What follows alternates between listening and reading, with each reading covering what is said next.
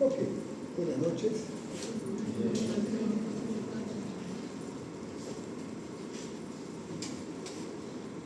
Muchas gracias por la invitación. Soy el doctor Germán Toledo. ¿Me ayudas? Anótese mi número, por favor. 692 91 999 3 veces. Cree por favor un grupo en Telegram y póngale el nombre Medicina Interna B26. Vamos a crear un grupo para estar conectados.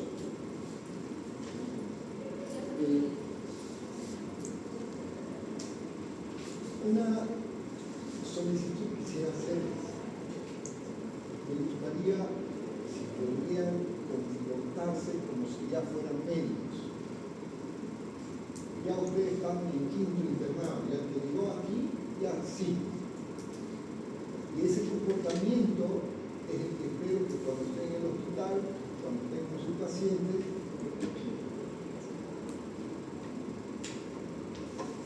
un médico, cuando alguien está hablando, se queda callado. Lo mismo quisiera, si puede. Si no puede, no lo puedo obligar, porque a veces la madurez no se la obliga. Pero yo imagino que ya estando en cuarto, podríamos comportarnos respetando al que está hablando, porque en la práctica, si todos nos ponemos en chacota, no vamos a poder atender lo que está haciendo el paciente. Entonces, me gustaría, si es que pueden, ayudarme a tener ese comportamiento del respeto entre todos. Pueden hablar en cualquier momento, solo tienen que levantar la mano para que uno sepa y uno se calle. Pero si estamos hablando simultáneamente no nos vamos a entender. Entonces, pido eso para que yo me sienta cómodo, porque en qué me incomoda el hecho de que todavía nos falta un poquito de práctica en tercer año de semiología y eso se nota en cuarto año. Entonces, quiero en las primeras 4 o 5 semanas de práctica, vamos a hacer repaso para que se sientan cómodos y ya después sea fácil, porque la analogía es que para correr primero tenés que sentarte, luego parar. Entonces, para hacer medicina interna, tenés que tener conocimiento de semiología. Entonces, va a ser fácil si ustedes me ayudan. Ya conocen los datos generales de la materia, asumo que en la primera explicación se les explicó todas las características, aún seguimos aprendiendo por modelos objetivos, aunque los médicos aplicamos competencias y el próximo pensum va a ser por competencia, pero actualmente mantenemos este modelo. Con todas estas características generales de justificación de la materia, el objetivo de la materia, ya lo conocemos.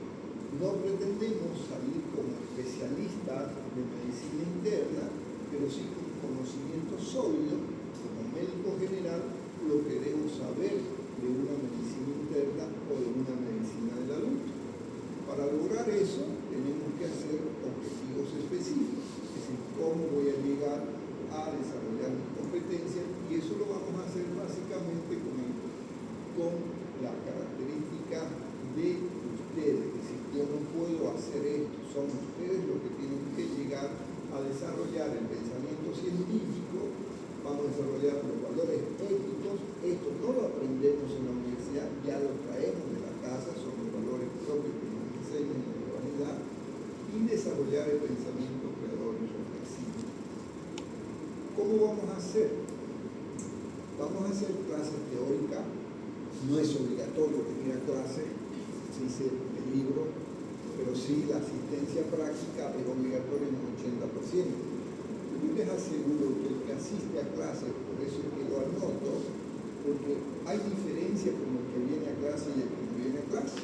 Yo puedo estudiar en mi casa autoridad, que están los libros, está la bibliografía, pero esos detallitos que se puntualizan en la teoría no siempre están en el libro. Por eso es que yo noto, hago siempre un estudio de los que vienen a clase, no tomo lista más que la primera vez para conocerlos, y después me baso en la lista que llenamos de la hojita, pero hay diferencias. Las notas generalmente son mejores de los que asisten a clases de los que no vienen. Entonces, necesito la participación. Ahora hay una feria científica, no sé hasta qué fecha es la inscripción. Ahí me han pedido que les solicite a los que quieran participar en la investigación. Primer requisito, no más de 4. Segundo requisito, que deben haber hecho el curso de metodología que hace el doctor William, para que lo tengan claro.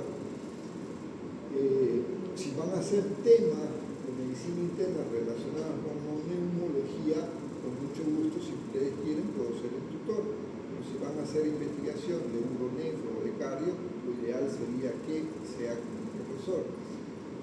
Estimulo la metodología de investigación dándoles puntos. No les regalo, se los gano. 3 puntos por participar y 5 puntos si ganan algo. Tengo la suerte, a excepción del año pasado que no hice actividad, pero las veces que hemos hecho siempre los estudiantes son aplicados y ganan puntos. Vamos a ver en el examen de pacientes. Aquí no soy yo el que voy a hacer la entrevista, examen, son ustedes.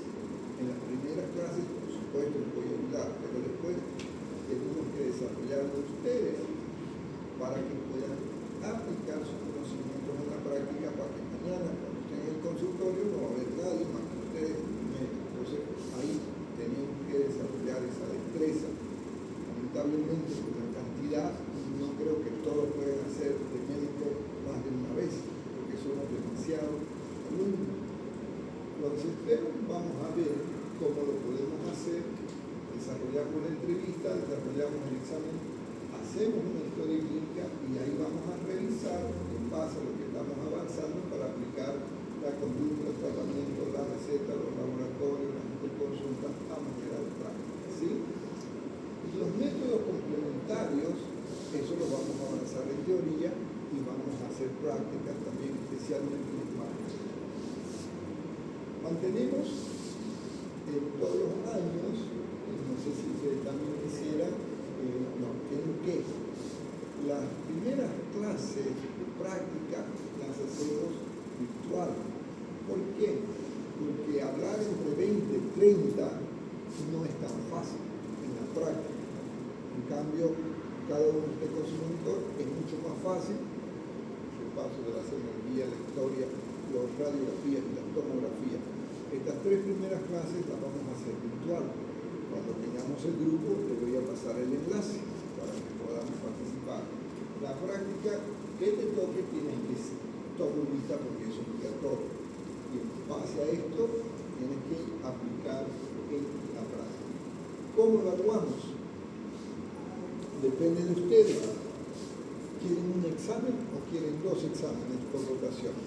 Normalmente hacen 2 estudiantes, uno por si le va mal, tienen para recuperar. En cambio, cuando haces uno no es tan simple. Entonces, ¿qué prefieren? ¿1 o 2? Levanten la mano los que quieren 1.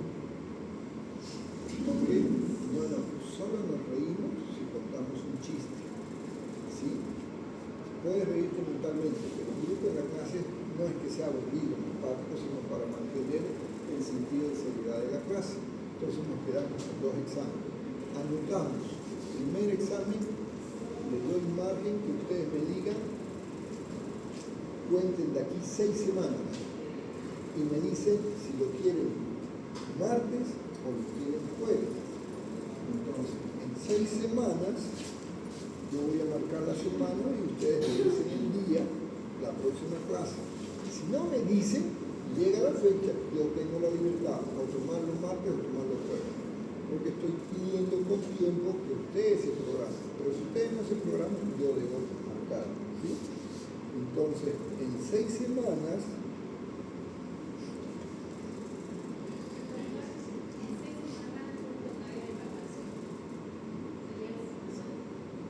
ok, sería entonces al retorno de vacaciones. Voy a verificar el calendario y la siguiente clase lo ponemos.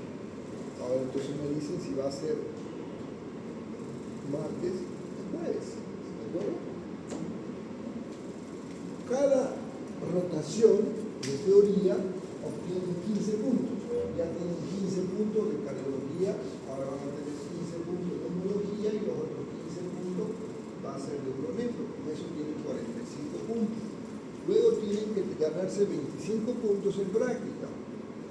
En su rotación tienen 9 puntos y las otras conmigo con Euronegro van a tener 8, porque 25 no se puede dividir entre 3 números enteros.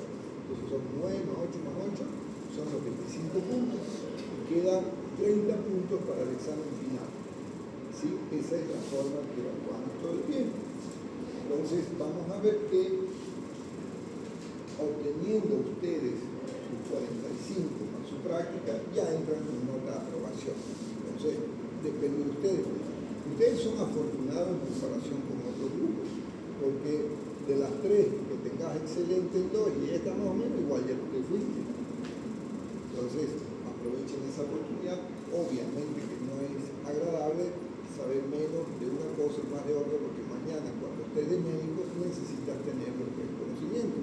No es que uno me gusta cardio, no voy a estudiar cardio, no me gusta uro, no me gusta neuro, o no me gusta neuro, voy a estudiar los otros dos. Tenés razón, porque 15 más 15 es 30. Cuando te saques uno en el otro, ya tenés otra aprobación en la teoría. Que no es lo conveniente, porque ese conocimiento lo necesitas para mañana en el internado y para pasado en tu consultorio. ¿Sí? ¿Cómo vamos a hacer las prácticas? Las prácticas, todos tenemos el mismo horario, solamente que vamos a cambiar. No le tomen foto porque este horario lo vamos a crear de nuevo. ¿Sí? Entonces, como sé que algunos están repitiendo sobre 4, etc., yo doy una flexibilidad. Entonces voy a crear un formulario y ustedes me van a decir qué día quieren. Lunes, martes, miércoles, jueves no hacemos porque como hago turno, el miércoles en la noche, el jueves no estoy con muchas pilas para estar en la práctica, más la recargo para venir a la teoría. Entonces el jueves no hacemos, el viernes hacemos y el sábado.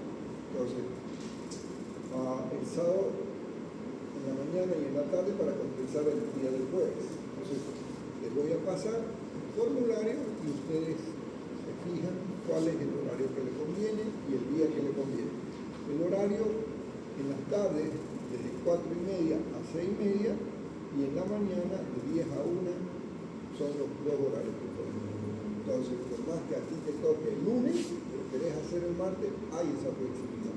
Porque la intención es que aproveche tu práctica, no que venga la mitad porque la otra mitad se te cruce con el otro horario. Quiero que si se toca esas 3 horas, me gustaría que las aprovechemos. ¿De acuerdo? Entonces, no lo definimos ahora, lo vamos a definir cuando tengamos el formulario que creamos en el grupo. ¿De acuerdo?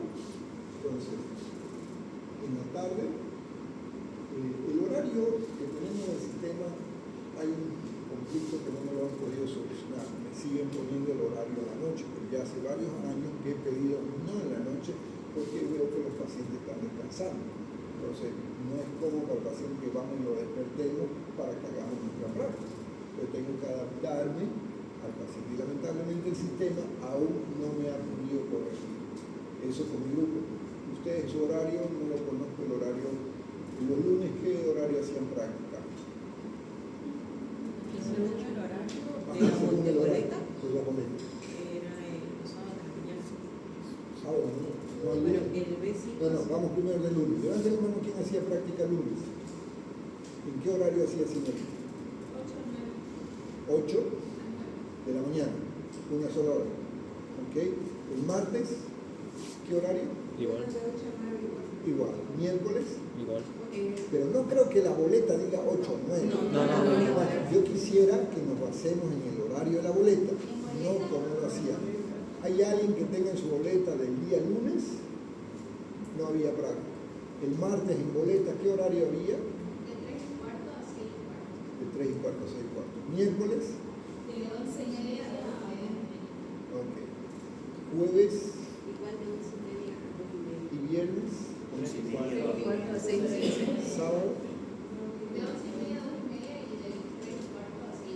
Como ven, tenemos dificultad de los 3 que rotamos tener el mismo horario.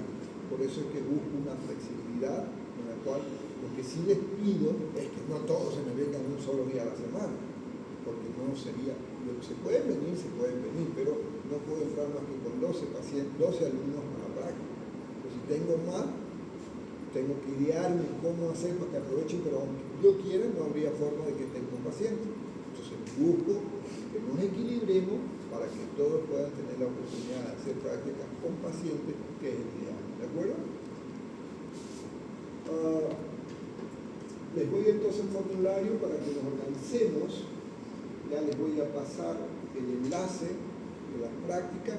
No uso Zoom por el tema de costo.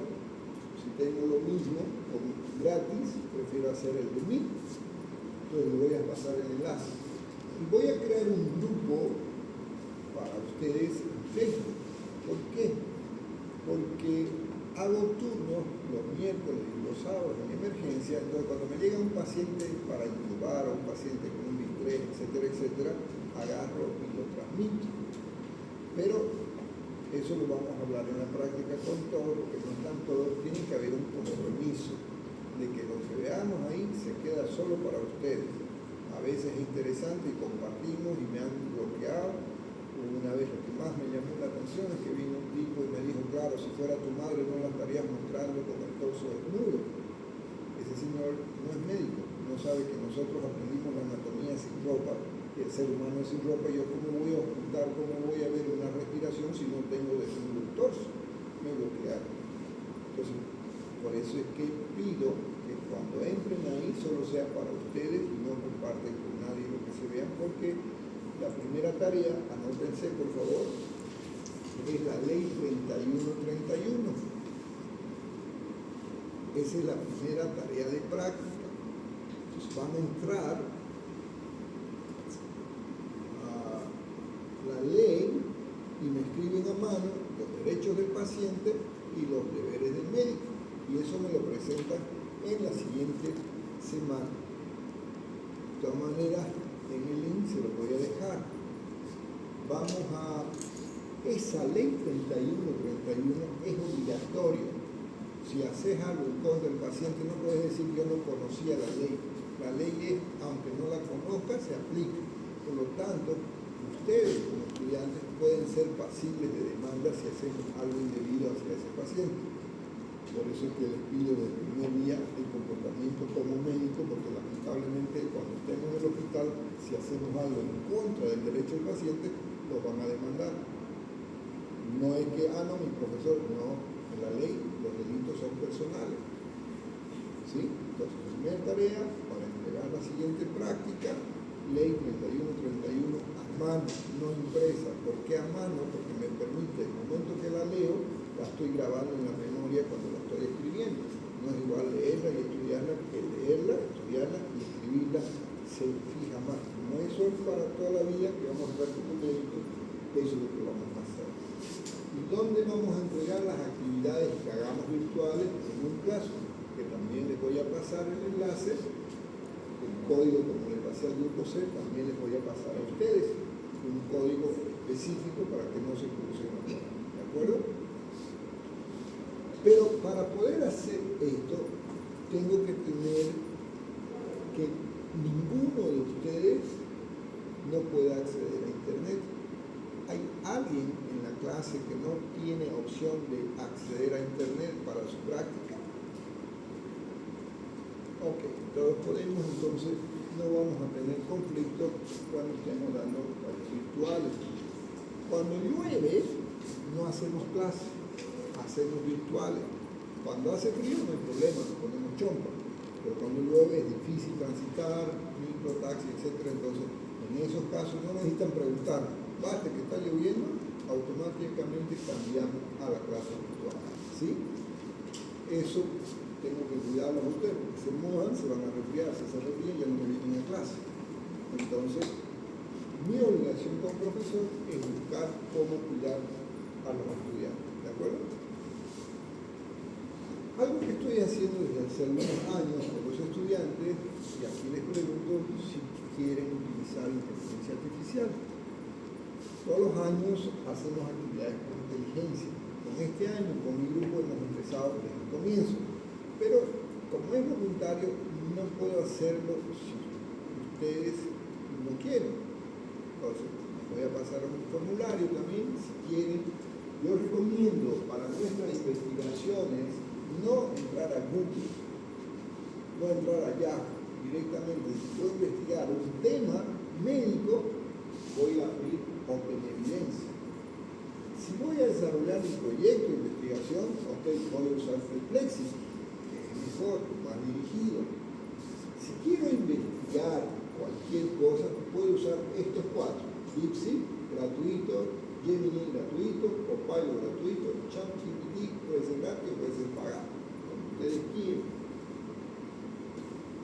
Y además, si ustedes quieren, pensaba hacerlo solo con el grupo C, pero creo que también podría darles la oportunidad a ustedes de que utilicemos una inteligencia que es bien práctica y me gusta, que se llama Notebook LM. Levanten las manos quienes usan Open Evidence. Un poco. ¿Quiénes usan Perplexity? Pocos. ¿Quiénes usan DeepSeek? Un poco más. ¿Quiénes usan Gemini? ¿Quiénes usan Copilot? Pocos. ChatGPT, la mayoría, más popular. ¿Cuántos usan Notebook LM? Muy pocos. Entonces, hoy, si ustedes gustan, todos van a usar Notebook LM. Si están de acuerdo, levanten la mano. Siempre hay un RBD en el grupo. Cuando somos jóvenes siempre nos ofendemos. Por eso es mejor, antes de que me sienta frustrado, voy a preguntar: ¿hay alguien que no quiera usar IA en la clase? ¿Hay? ¿Usted? No. Okay. Es que pensé que levantó la mano. ¿Alguien no quiere usar Notebook LM? Ok, entonces va a ser fácil, porque lo vengo haciendo como el grupo C. Entonces, aquí, yo soy fanático de que suban sus puntos, pero no regalan, solo se los ganan. Entonces, los que trabajen con Notebook LM y me den la evidencia del cuadernillo, van a tener un punto extra, solo si aprobaron. No puedo dar puntos extra si no tenés la nota de aprobación. Los únicos puntos que te ganás, aprobé o no aprobé, son los de la investigación. Los únicos puntos que ganás, aprobé o no aprobé, son las tareas que dan en clase. Pero los bonos como estos, por trabajar con Notebook, solamente se lo ganan si tienen la nota de aprobación. Tengo 100, ¿qué hago? Que ya veré con el sistema que ponga 110, pero te lo vas a ganar. ¿Sí? Recuerden, no se los estoy regalando, son ustedes que se los están ganando. ¿Sí? ¿Cuál es la intención del profesor? Que tengan un puntaje mayor. ¿Sí? Entonces, el año pasado, de los aprobados, diría que el 80% tuvo más de 10 puntos extra sobre la nota de aprobación. La ventaja, vamos a hacer una práctica para los que no conocen Notebook y van a ver que es una ventaja bonita, porque vamos a hacer un cuadernillo de los temas solo de tecnología, porque ¿cuál es la desventaja de la IA? La IA te va a responder, a no ser que le dejes pronto a que no te diga.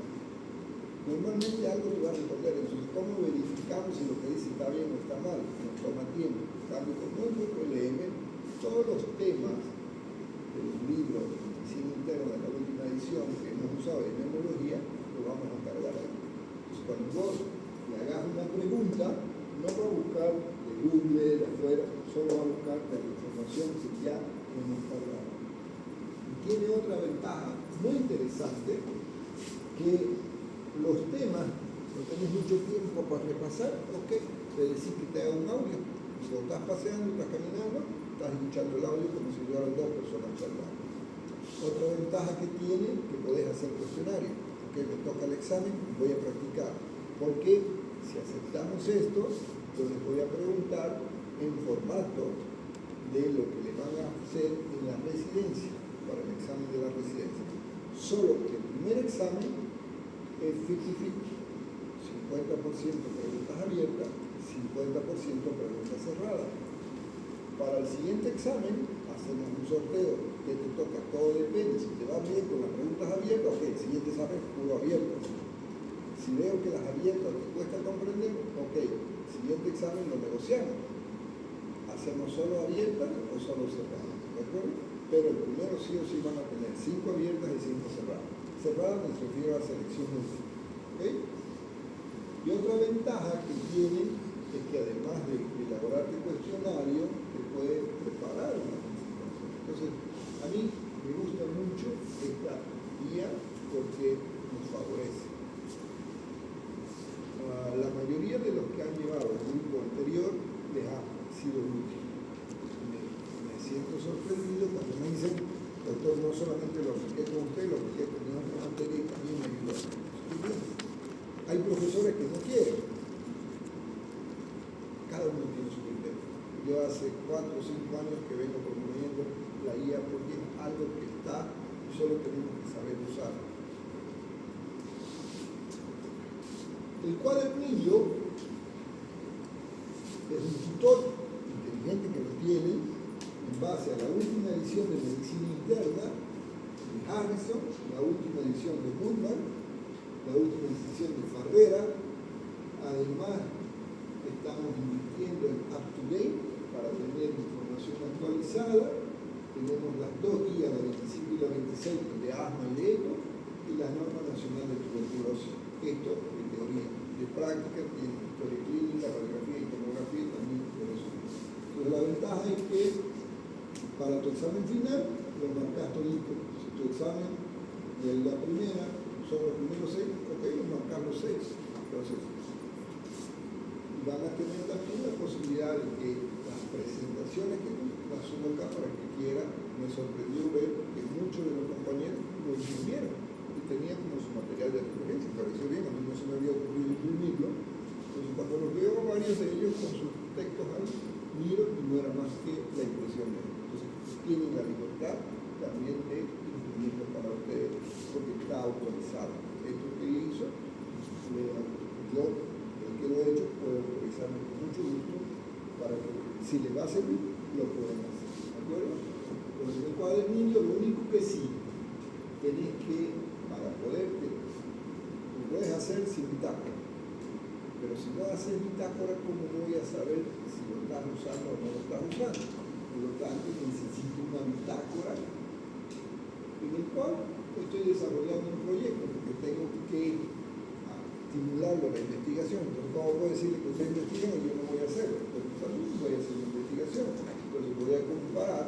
Primero era solo el grupo C, pero creo que sería egoísta de mi parte si veo que ellos me dicen que ha sido útil y además para otra materia, no puedo dejar de compartirlo también con ustedes. Entonces, pero recuerden, no es obligatorio. Quererlo hacer, no quererlo hacer, no me molesta, no me incomoda que no me presenté en mi caso. La bitácora, ¿qué significa? Que el día que uses el cuadernillo, ahí haces, llenas una cosita, en qué hiciste, qué preguntas, cuál fue tu referencia y tu comentario. ¿Sí? Entonces vamos a ver en un tutorial que voy a pasar para entrar directamente al tutorial, cómo hacerlo, cómo activarlo y en la práctica lo vamos a ver. No es difícil. Todos los que usaron lo pudieron usar. Algunos no lo usaron. ¿Por qué? No tengo idea. Pero no es obligatorio. Entonces, creo que les va a ser útil. Terminando la rotación les preguntaré si es útil. Si ustedes me dicen que no es útil y uno dice que sí, ok. La siguiente rotación veremos qué hacemos. Si usas solo tu celular, se puede usar. Está la aplicación en el celular, uno lo baja. Lo mismo que hacer en la computadora lo puedo hacer en el celular. Por lo que a veces la configuración hay que cambiar un poquito para que sea más grande dependiendo de qué tipo de celular tenés.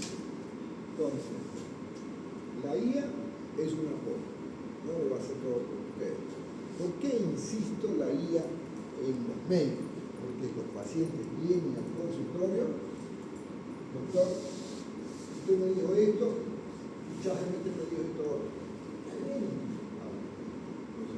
Nosotros tenemos que competir con estos pacientes que ya han nacido con el rendimiento, no podemos quedar con atrás.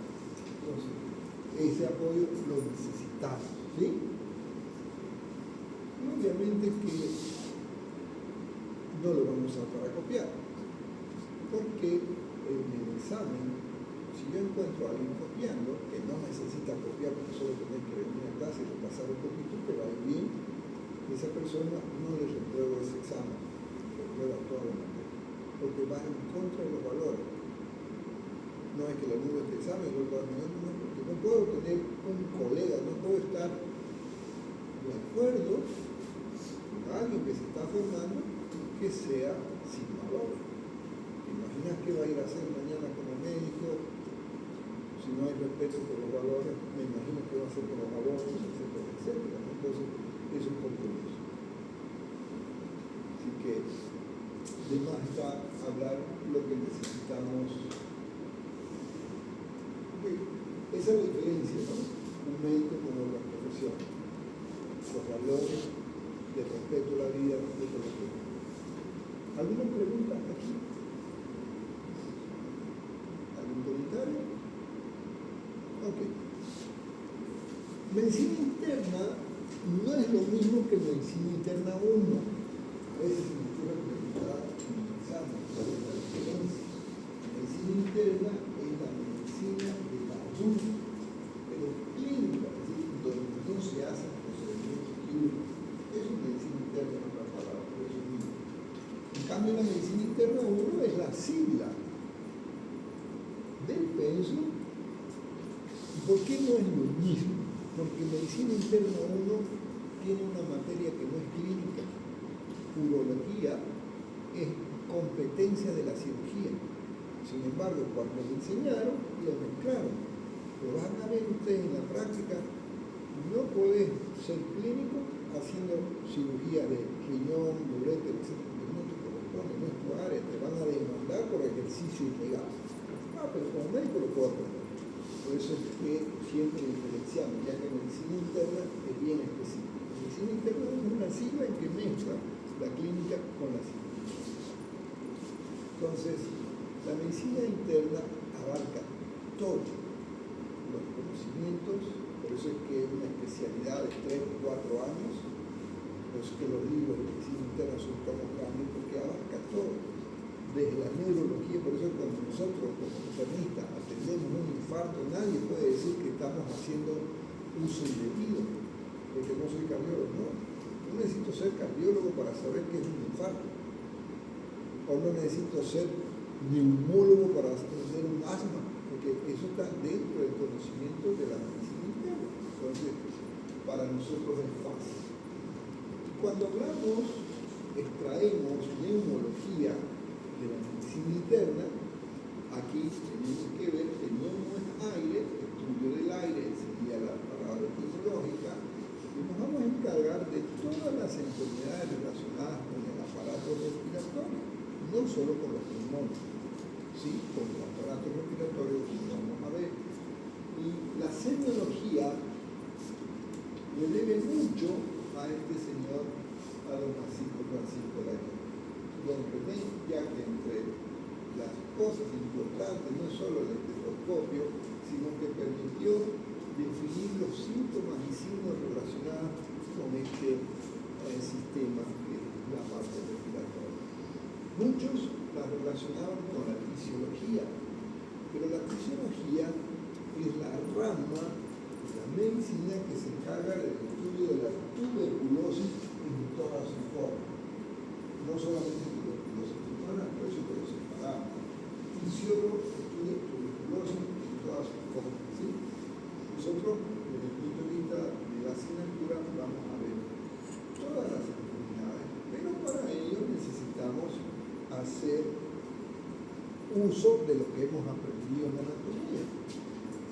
En anatomía ya aprendimos qué es un pulmón, qué es la vía respiratoria, y siempre hacemos una evaluación. ¿Qué es el número de forma? 5. 2, 4, 5. Señorita. Sí, vamos a sacar un poquito su memoria de primer año de anatomía. ¿De dónde a dónde es la vía aérea superior y la vía aérea inferior? Porque nosotros no vamos a estudiar las enfermedades de la vía aérea superior. Vamos a estudiar la vía aérea inferior. ¿Se recuerda? Ok, está fácil. Las vías superiores corresponden de las fosas nasales hasta la laringofaringe. Y la inferior, vamos desde la laringe hasta la última división de los bronquios. Eso es la vía respiratoria. Los alveolos ya no son vías. ¿Sí? Entonces tenemos que recordar eso porque hay enfermedades que afectan solo la parte de la vía aérea, por ejemplo, el asma, o vas a ver enfermedades que te afectan la vía aérea como una bronquiectasia, que es secundaria a un proceso crónico, ¿no? Entonces, los pulmones, tenemos que recordar que tenemos dos pulmones. Dame un número, por favor. 1, 2, 3, 4. Señorita, la penúltima. ¿Esta que está así? Gracias. ¿Cuáles son los 10 segmentos del pulmón que aprendimos? Son 3 lóbulos en el derecho, 2 lóbulos en el izquierdo y tenemos 10 segmentos en cada lóbulo. Esto es importante recordar porque vamos a ver que hay bacterias que prefieren las zonas que son altamente oxigenadas versus las zonas de menor oxigenación. ¿Te recuerdas?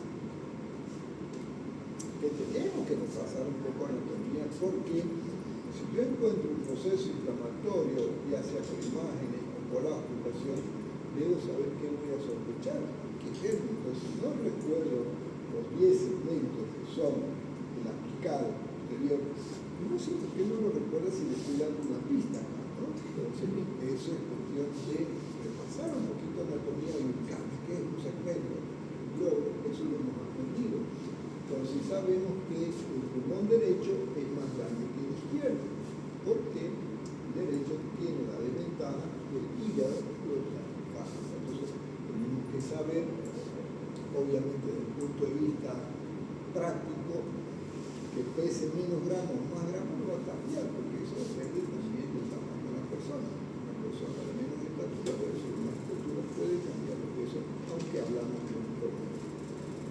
Y cuando estamos repasando anatomía, deme un número, señorita. Un número. 7. 1, 2, 3, 4, 5, 6, 7. Compañeros, vamos a repasar un poquito la microanatomía, lo que aprendimos en psicología. Neumocito tipo 1, neumocito tipo 2. ¿Cuál es el neumocito que se encarga de lo que es el intestino? Tenéis 2 neumocitos, 2 células especializadas. El tipo 1. ¿Qué hace el tipo 1? Son los que se encargan de eliminar la superficie alveolar de los intestinos. Los neumocitos tipo 2 tienen otras características que hacen que funcionen inclusive no liberación de angiotensina, parasulfato, interleucina. Tienen mucha importancia recordar eso. Por eso es que cuando estamos hablando de enfermedades inflamatorias, a veces tenemos que enfocar en qué es lo que está ocurriendo, porque si no lo tenemos claro, la fisiopatología, porque reconocer las manifestaciones a veces es más fácil. ¿Tiene tos? Ok. ¿Pero por qué tiene tos? ¿Qué está pasando? ¿Tiene línea? ¿Qué está pasando? Eso es lo que tenemos que... Hoy están llevando simultáneamente fisiopatología. Va a ser más fácil recordar. Entonces, entender en la semiología. La circulación también es importante de recordar. Dame un número, por favor. 1, 2, 3, 4, 5. ¿Cuál es la que de las dos circulaciones, la pulmonar y la bronquial, cuál es la que se encarga del intercambio gaseoso? Compañero, un favor, si me siento un poquito de acuerdo. Gracias. Ya había tenido su secretario. ¿Te recuerdas?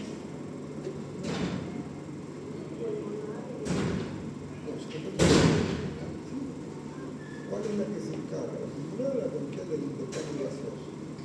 Porque tenemos enfermedades como el tromboembolismo pulmonar, que de pronto esa vía se obstruye y no le llega la perfusión apropiada. La conducta. No tenemos que tener dudas, por favor, ¿sí? La pulmonar se encarga de llenar los capilares para que puedan absorber el dióxido de carbono y entregar oxígeno. En cambio, la circulación es la que se encarga de darle la vitalidad a todo el tejido, ¿sí? Y la inervación, podemos respirar aunque estemos dormidos, porque es un sistema autónomo. Ahí tenemos que recordar el nervio vago. ¿Qué par es el nervio vago? El décimo par, que se encarga, y de ahí nosotros tenemos que recordar que existen enfermedades que afectan nuestro sistema nervioso o sustancias como los anestésicos que pueden alterar todo lo que es el sistema de conducción de ese proceso que tiene. Lamentablemente hay algunas sustancias que he perdido varios colegas solamente por eso. Entonces, pasamos a segundo año.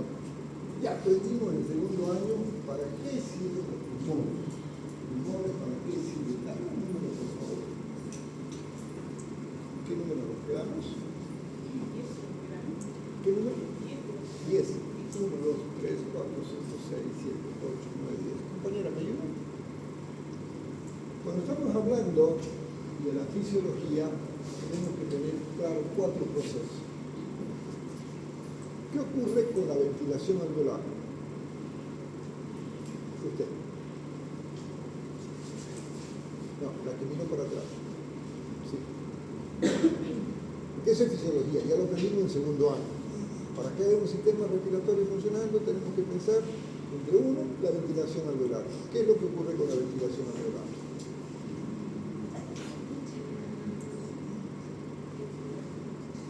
Un poquito más fuerte, para que escuchemos todo. Está con duda, vamos a repasar. No tiene que haber duda. La ventilación alveolar, cuando hablamos de ventilación, básicamente estamos diciendo del sistema de conducción de aire. Cambia aire, básicamente. ¿Sí? Entonces, aquí en la ventilación alveolar va a ser el intercambio. Y aquí tenemos que recordar valores. ¿Qué es un volumen corriente? ¿Qué es un volumen instructorio? ¿Qué es un espacio muerto? ¿Qué es la capacidad de expresión forzada? Porque esos valores los necesitamos para que mañana, cuando pedimos una espirometría, me salga un resultado, yo tengo que saber si está bien o está mal, en base a lo normal. O cuando tengo que darle un suplemento a un paciente que no puede respirar y voy a conectar a un ventilador, tengo que tener idea de qué volumen corriente es el de una persona adulta. Entonces, ¿cuánto es el volumen? Usted me un número, por favor. 7, 1 y 2. Pasamos al filo 3, 4, 5, 6, 7. Compañero, ¿cuánto es el volumen corriente o el volumen tirado? ¿Usted? ¿Se recuerda? Porque tenemos que tener una idea de cuánto es el volumen que voy a dar. Y depende, ¿no? Depende de la persona, por nosotros habitualmente estamos hablando de no es lo mismo volumen minutos que volumen corriente. Y eso es fácil cuando tengamos que hacerlo porque hay dos constantes. Si tenés un pulmón enfermo, vamos a usar 6. Si tenés un pulmón sano, vamos a usar 10. ¿Qué significa? El 6 y el 10. La constante para multiplicar peso 50 kilos, lo multiplico por 10, ¿cuánto es el volumen corriente? 500. Ah, le pongo la máquina 500. Ah, no es un pulmón enfermo, le pongo 6. ¿Cuánto es 6 por 5? Con 300 de 500. ¿Ok? Les voy a mostrar mañana cuando vaya al turno. Nos llegó una bolita. Miren cómo es. Llega de Cotoca, intubada, con antecedente de que tosió, perdió sangre, vomitó sangre, se desmayó, hizo paro, bueno, me llega. Mi colega le conecta el ventilador y le da un volumen corriente de 360. A las 2 horas estaba 100 cuerpos inflamados. Le tocamos enfisema subcutáneo. Se rompió el pulmón. Hizo un barotrauma. No barotrauma porque estaba con volumen. Y uno dice, pero si está con 300, mira el peso, pareciera ser que ese pulmón tenía algún problemita que con 600 lo rompí. Lo vamos a ver, no es lo habitual, carísimo. Pero de ahí queda, no, me dice mi colega, pero yo le he puesto 360 y eso para este pulmón está bien, sí está bien. No será, me dice que cuando le hicieron masaje le rompieron una costilla y le... No creo, le digo, porque ya tenemos una radiografía y en la radiografía no se nota fracturas. ¿Entiendes? O sea, buscamos esto. Entonces, tenemos que tener recuerdo, porque ahora sí tenemos que ver lo que está bien y lo que está mal, qué significa la difusión alveolo-capilar. Entonces aquí la cantidad de aire, de oxígeno que estamos metiendo, más la cantidad de sangre que le está llegando a ese órgano, se va a cumplir el proceso de difusión. Entonces, estos conceptos que ya los aprendimos en segundo año, aprendimos porque yo también lo llevé en segundo año, tenemos que aplicarlos. Pero recuerden que no es solamente para el intercambio gaseoso, también tiene otras características, sirve como reservorio, sirve como sistema de defensa, de ahí que tenemos que tener. Entonces, hagan un repasito lo que han notado, que no están fácilmente recordando qué es la fisiología respiratoria, para que no tengan problemas cuando estén pensando de ese sistema de ventilación, porque el aire no se pasa de la tráquea, no se pasa de los bronquios hacia los alveolos, tiene que ser a partir de una dicotomía apropiada. ¿De qué número decimos? A partir de la 17ª división, es decir, tráquea, primera división, bronquio, de ahí se va dividiendo. Recién de la 17ª, recién se puede producir el intercambio gaseoso. Esto lo aprendimos en fisiología. Por eso es que necesito que recuerden. Pero para que haya todo este proceso de la ventilación se necesita una actividad mecánica. Y ahí vienen los músculos respiratorios. Denme, ¿dónde me quedé? Allá, un número, por favor. 1, 2, 3, 4, 5, 6, 7, 8. Señorita, ¿cuál es el principal músculo respiratorio que hace mayor fuerza? En fisiología está en esta zona. Vamos a repasar. El diafragma es importante recordarlo porque existen enfermedades que lo agotan. En vez de ser una campanita se aplana, como ocurre en el asma, como ocurre en el EPO, entonces ya no hay esa capacidad. Si este falla, comienzan los músculos accesorios, vamos a ver los pectorales, todos esos músculos que hemos aprendido y es importante recordarlos, ¿sí? Entonces, por favor, para que no tengan conflicto, vayan repasando los valores que aprendimos en fisiología, pero en la práctica tomen en cuenta que esos valores varían dependiendo de la talla, dependiendo si es hombre, si es mujer, porque la caja torácica cambia un poquito, y el peso, ¿sí? Entonces, todo esto valores. Pero en la práctica, cuando hagamos la práctica de espirometría, les voy a preguntar, a ver, ¿cuánto es la capacidad pulmonar total? ¿Cuánto es el volumen bruto? Denme un número, por favor. Sí, 1, 2, 3, 4, 5. Señorita, ¿cómo calculo el volumen corriente?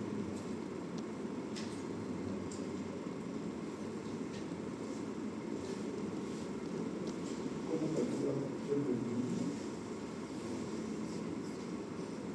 Eso es importante, yo tengo que calcular la frecuencia respiratoria por su volumen corriente. ¿Cómo lo calculo el volumen corriente? Habíamos dicho con una constante de 6 o 10 lo multiplico por el peso, si es que no lo tengo en valor en la espirometría. Y ese valor lo multiplico. ¿Cuánto está respirando el paciente? Ahí voy a tener su movimiento, porque si no entiendo esas características, no voy a poder entender todo el proceso. Vamos a hacerlo simplemente, lo voy a memorizar, pero cuando esté con el paciente no voy a poder aplicarlo, porque no es lo mismo aprenderlo de memoria que aplicar ese concepto cuando está con un paciente. Entonces, de 6 a 8 litros de dónde nace el volumen minuto. ¿De dónde sale el volumen minuto? De la multiplicación del volumen corriente o volumen vital por la frecuencia respiratoria. Son datos que te va a dar resultados cuando se lo midas por cualquier motivo en la espirometría lo van a tener. Entonces, esto lo aprendimos en memoria en fisiología. Yo no sé ustedes, pero me está costando recordarlo, por lo tanto recomiendo un repasito de lo que tengo dudas, que yo me estoy dando cuenta, no necesito decirle a cada uno, sino uno se no me acuerdo bien, no cuesta nada repasar, ¿sí? Y además que tenemos la opción. Esto lo tenemos en su libro y la difusión alveolar ya el pasaje de estos gases, CO2 y dióxido de carbono, también existen enfermedades que te pueden llenar el alveolo de líquido, o bien la membrana que la puede destruir, o cambiar la presión a nivel del capilar. Todos esos efectos los vamos a ver cuando estemos viendo distintas patologías. Entonces, esa percusión generalmente está en relación. No hace falta que saque fotos porque van a tener todo en el material. Lo único que sí pueden tomar algunos apuntes que no están ahí, que estamos hablando, pero todo este material lo van a tener en el cuadernillo, así que no se preocupen por eso, ¿de acuerdo? Entonces, todas estas enfermedades que vamos viendo en neumología, tenemos que entender primero la anatomía y la fisiología, y después, a medida que van aprendiendo fisiopatología, les va a ser más fácil recordar. ¿Sí? Entonces, recuerden, no solamente va a ser intercambio de gases, también sirve como filtro, también sirve como aporte de energía y además como reservorio de sangre cuando hay algún fallo, infarto. Eso ya ustedes están capísimos en cardiología, que se me han llevado a casos más fáciles. Que se quede que siempre esta abreviación VA, ventilación alveolar barra Q, es la relación de la cantidad de aire que le llega a la persona versus la cantidad de sangre que le llega a esa área. Entonces, normalmente la relación es 1 a 1. Tengo 1 litro, tengo 1 litro. ¿Sí? Cuando hay menos de uno o menos del otro, esto vamos a ver con una neumonía, un derrame, un motólogo, un embolismo, una fibrosis, un neco. Entonces, hay varias patologías y que tenemos que recordarlas, porque si tengo una relación alterada, a veces, como un paro, se puede solucionar dando oxígeno, pero otras, si el problema no es la ventilación, es la perfusión, como ocurre un tromboembolismo, de nada sirve que le des oxígeno porque el problema es que no le está llegando circulación. O, por ejemplo, cuando tenés un paciente con anemia marcada, no va a saber, no va a ver quién lleve ese, porque ¿para qué sirve la hemoglobina? Si no hay hemoglobina, hay anemia. Si hay anemia, no hay hemoglobina, por lo tanto, ¿quién va a llevar el oxígeno? Llega el oxígeno, pero no hay quien lo lleve. Entonces, de ahí la importancia de recordar que ventilación y perfusión tiene que estar ahí.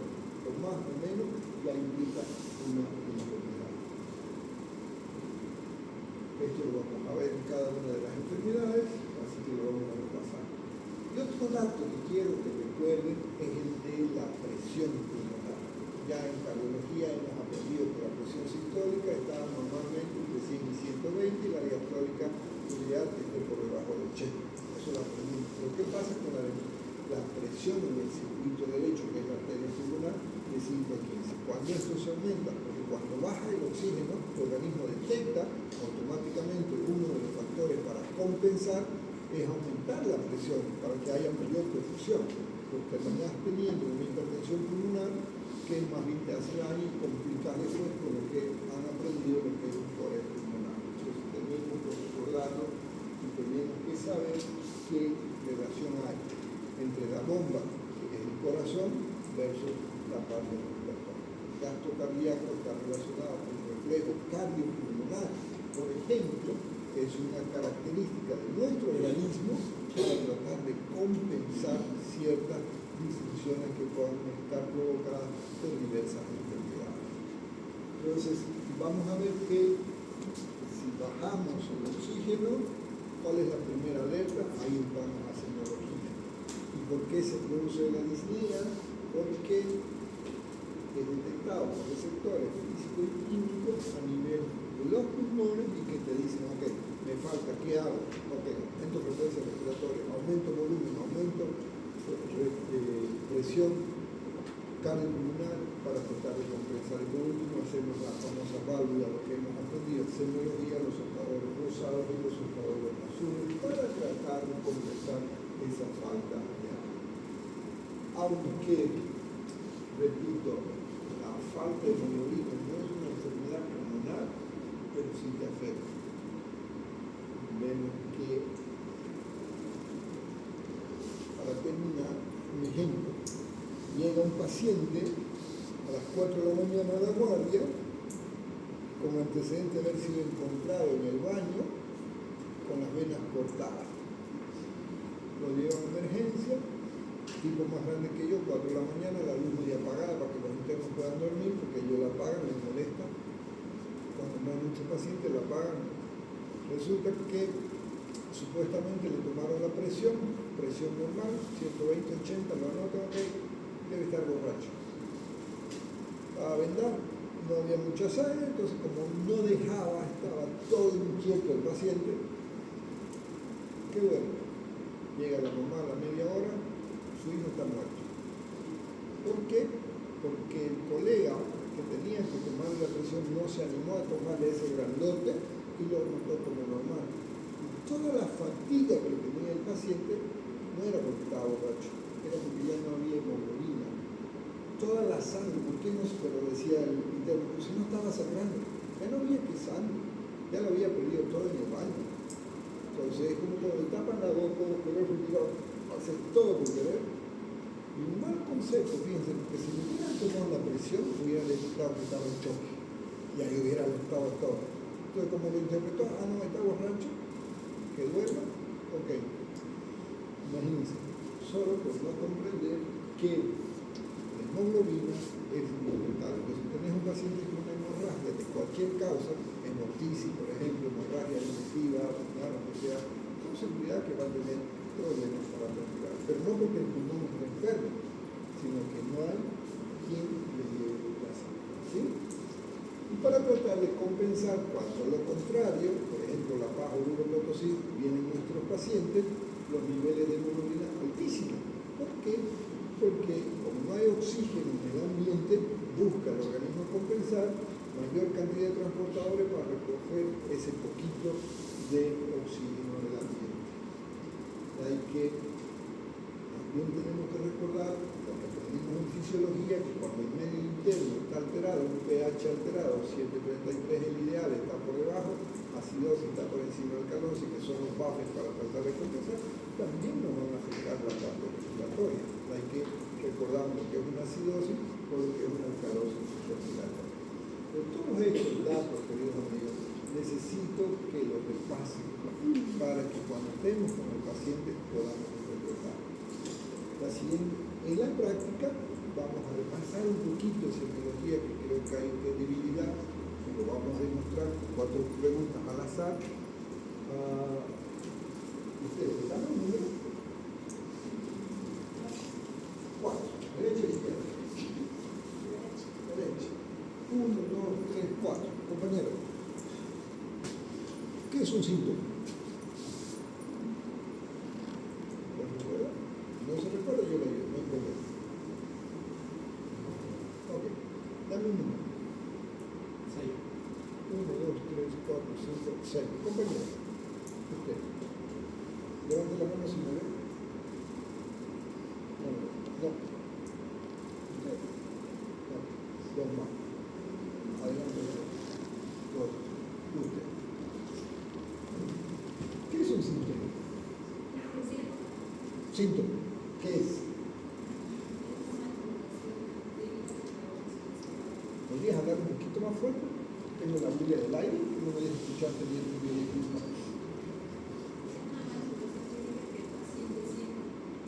Es lo que el paciente siente. Ok.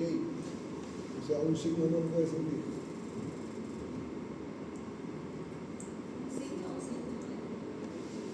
Un síntoma. Estoy de acuerdo con lo que está diciendo, estoy de acuerdo. Síntoma, la manifestación subjetiva, es decir, que el paciente lo siente, pero también el concepto hay que aclararlo, porque el vómito también yo lo puedo sentir. ¿Ok? Tengo un número. 7. Estoy yendo para allá. 1, 2, 3, 4, 5, 6, 7. Si el concepto de síntoma, compañera, es la sensación subjetiva, la disnea ¿es un síntoma o es un síntoma? ¿Qué es la disnea? Sensación de falta de aire. No usted, su compañero. ¿Es? Síntoma. ¿Usted se da cuenta que tengo disnea? No puedes darte cuenta. Porque no está que la disnea te provoca signos como taquipnea, como cianosis, tiraje, etc. Eso es lo que estás viendo. Pero la disnea no la puedes ver.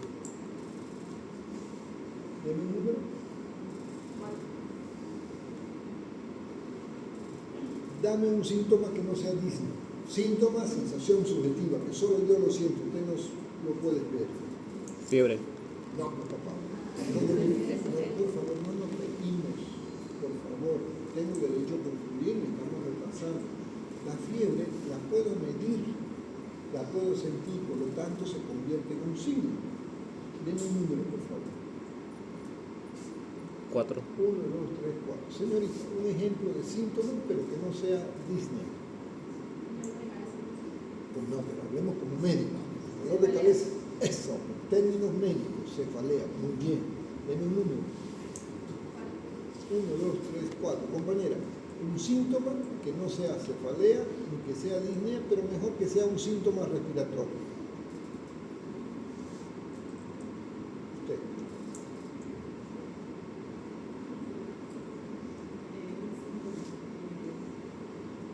Fuerte. No. Usted. No.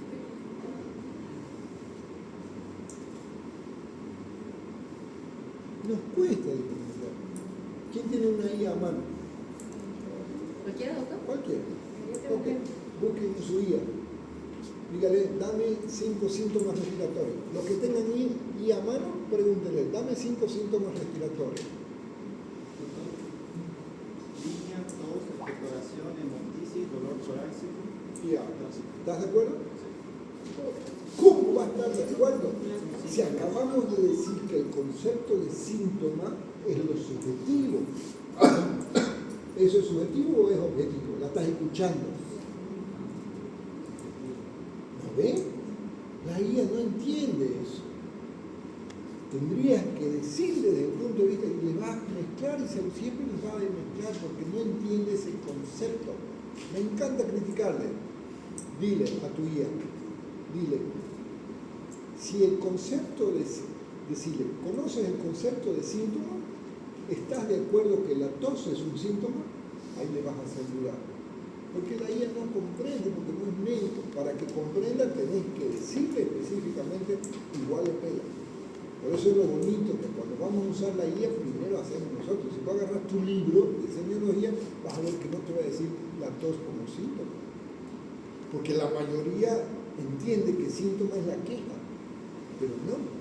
Síntoma como médico. ¿Y por qué es importante la diferencia? Porque desde el punto de vista de enfermedad, da lo mismo que sea síntoma o signo, está mostrando algo mal. Pero si yo no comprendo, ¿cómo voy a saber que está simulando el paciente? Doctora, me duele mucho mi barriga. Quiero irme, ¿me da permiso? ¿Puede comprobar que tengo dolor? ¿Tendría?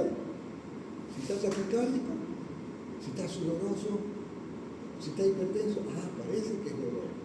Pero si le tomo el pulso, muchas veces vienen a pedirme bajo. Claro, tengo algo, estoy muriendo. ¿Qué tiene? ¿Su pulso? Normal. Digo, si está enfermo, entonces puede ser que esté chagásico, que está bloqueado.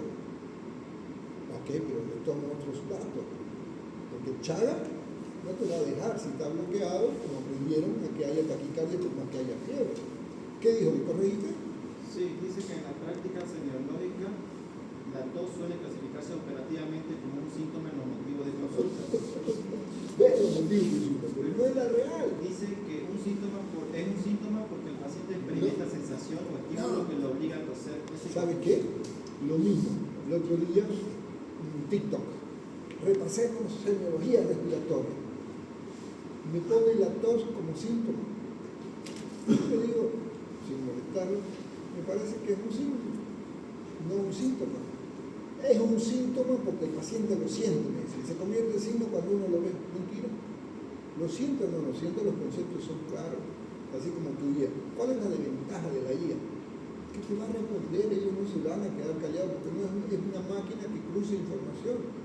Pero si le doy el PROM, específicamente el PROM es el rol, ponle por favor, así, ponte en modo seniológico. Senior significa capo, senior es capo, de semiología, y dame 5 síntomas respiratorios. Y se va a volver a equivocar, aunque le estoy diciendo el rol. Ahí lo podemos hacer en investigación, lo que le gusta investigación podemos hacer. La IA en apoyo de medicina interna. Van a ver, le preguntamos cuánto vive la validez. ¿Querías decir algo? Y si le preguntamos, dame 5 síntomas respiratorios que sean subjetivos. No, porque ya el concepto, si la IA entiende lo que es semiología, porque le estamos diciendo en su rol que se ponga semiólogo, un senior, que semiología es un capo, sabe que hay un síntoma y un signo, y síntoma es lo subjetivo.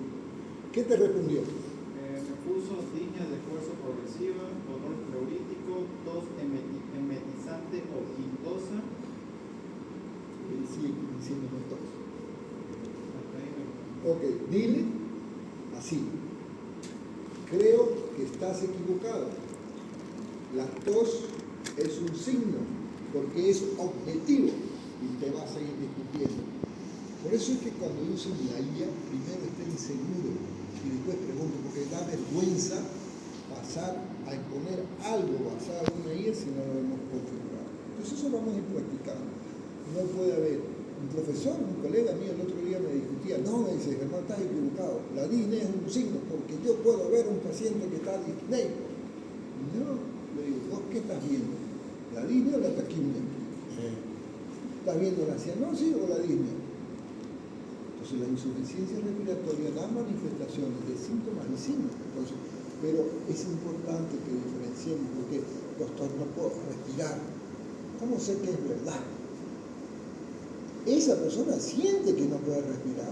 Entonces, ¿yo qué voy a hacer? ¿Lo voy a intubar? ¿Voy a poner oxígeno? No, primero tengo que buscar signos que reflejen la falta de aire. Entonces ahí voy a hacer la pulsoximetría, me diré si no tengo pulso, la frecuencia respiratoria, la frecuencia cardíaca, etcétera, etcétera. Por eso es que hemos aprendido todo un año de semiología para poder conocer esta verdad. ¿Qué te respondió? Tienes toda la razón en tu planteamiento y de hecho si nos basamos atentamente en la definición que acabamos de realizar, tu lógica es impecable. La tos es un signo porque es 100% objetiva.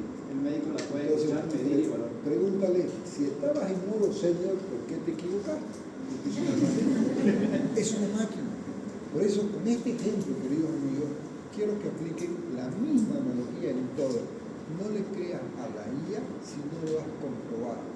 Por eso que primero hacer tu hipótesis, tu planteamiento, vos, y de ahí, porque si no, haces papelones, y si lo vas a aplicar para usar con un paciente, doble papelón porque riesgo para el paciente, ¿no? ¿Alguna pregunta? Una pleuralgia sería... Algia ya significa dolor, por lo tanto, es un dolor de anatomía de una zona específicamente. Nosotros no decimos pleuralgia, decimos pleuritis, porque si le duele es que está inflamado. Entonces automáticamente mejor el concepto de inflamación de la pleura. ¿Cuáles son las manifestaciones de la inflamación de la pleura? El síntoma, el dolor, de signo, el derrame, el engrosamiento, etc. Entonces, algo es un término de dolor. Pero desde el punto de vista técnico, mejor decir pleuritis. O en semiología, ¿cómo decimos el dolor de la pleura? El dolor es un desgastado. Lo tenés clasificado. ¿Qué te respondió? Ya no me quiso responder ese, parece que se produjo un error. ¿Ves? Que se da cuenta de que no tiene argumento. Y esa es la diferencia entre un ser humano y un animal. ¿Querías preguntar algo? Doctor, acá en mi caso mi guía me dice que la tos puede ser vista como algo subjetivo y algo objetivo. Dile que te explique. ¿Cómo puede ser eso? ¿Cómo puede haber medio embarazada? No hay. Acá en la tos me dice, en la tos puede ser subjetiva porque el paciente lo percibe y la describe. ¿Cómo puede ser? Obvio, si se está escuchando, o sea, no necesita, te va a confundir. Porque desde el punto de vista de semiología no hay medio embarazado. O estás embarazada o no estás embarazada. O es síntoma o es síntoma, no puede haberlo. Si vos me discutís eso, yo podría hacer. Simplemente me callo. Te digo, ok, tienes razón. ¿Por qué? Porque yo sería necio si me pongo a tratar de convencerte de algo que no estás comprendiendo el concepto. Si tú entiendes el concepto de que es subjetivo, tienes que tener claro que es algo que vos no lo puedes medir. Mirá, yo te estoy viendo con tu pelo rubio. ¿Cuándo te teñiste? ¿Estoy viendo un síntoma o un signo? ¿Estoy viendo un pelo? Un síntoma. No, porque eso no es real. Si vos no tienes el pelo rubio, yo te digo que lo tienes, ¿qué está ocurriendo? Que yo estoy alucinando, que estoy viendo cosas no reales. Porque si fuera real, como es real un signo, porque lo puedo ver en el color del cabello, pero si lo estás diciendo de otra forma que no es, esta persona está viendo. Entonces, esa percepción de su realidad se conoce como alucinación. ¿Qué es una alucinación? Algo que no es real. ¿Cómo yo puedo comprobar que estoy diciendo lo real o no real? No hay forma, porque es lo que yo pienso, es lo que yo estoy mirando. Nadie me va a convencer. ¿Por qué? Porque tengo una alteración en mi percepción, yo lo estoy viendo rubio. ¿Me comprendes? Así la IA es lo mismo que trata de decirme la IA, lo que me respondió ese señor. No, es subjetivo porque el paciente lo siente y se convierte en objetivo cuando vos lo ves. No es medio embarazada de medicina. Por eso es lo bonito de nosotros estudiar todo un año semiología y ahora lo que vamos a hacer es aplicarlo en la práctica. Con ese ejemplo, con esto, ¿qué me está diciendo esta evaluación? Que por favor no se sientan cómodos de estar en cuarto porque hay cosas que no están recordando y que las necesitan. Para estar con un paciente sí o sí tienen que saber semiología. Y es importante saber de qué es un síntoma y qué es un signo. Porque, doctor, me falta aire, me vas a dar oxígeno, no tienes taquipnea, me estoy muriendo. Y comienzas con ansiedad, y comienzas a respirar rápido, liberar dióxido de carbono, ¿qué provoca? Estás perdiendo dióxido de carbono. ¿Cómo puede haber una acidosis si los pies va a hacer? Te vas a estar con las manos frías, la lengua se te va a poner dura y te vas a sentir más asustado todavía. Pero, ¿le vas a dar oxígeno o le vas a poner una máscara para que retenga el CO2? Le vas a poner una máscara. Eso nos ocurre con las dictimias, lo van a ver en la práctica. Nos llegan pacientes, tuvieron conflicto, lo regaron, le están aplazando lo que quieran, y no saben vivir sus emociones. Y te llegan a emergencias duros, las manos, con contractura, la boca, y eso es simplemente por la escalosis. Yo tengo que entender. Entonces, ¿qué es lo que hago?